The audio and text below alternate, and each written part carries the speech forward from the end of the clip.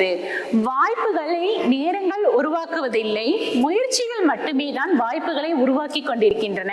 அந்த முயற்சியுடன் ஈடுபட்டிருக்கும் டிஎன்பிஎஸ்சி ஆஸ்பிரண்ட்ஸ் அனைவருக்கும் வணக்கம். தினம் ஒரு வினாவில் வலிமை ஐஏஎஸ் அகாடமி பயணித்துக் கொண்டிருக்கிறது. அந்த வினாவில் இன்றைய வினா அப்படின்னு பார்த்தோம்னா, கட்டபொம்மன் ஆங்கிலேயர்களால் எப்பொழுது தூக்கிலிடப்பட்டார் அப்படின்னு கேட்டிருக்காங்க.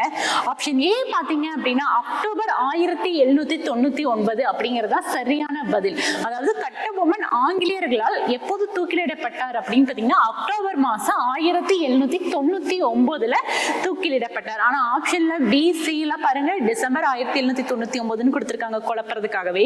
அக்டோபர் 1801 டிசம்பர் 1801 அப்படின்லாம் கொடுத்திருக்காங்க.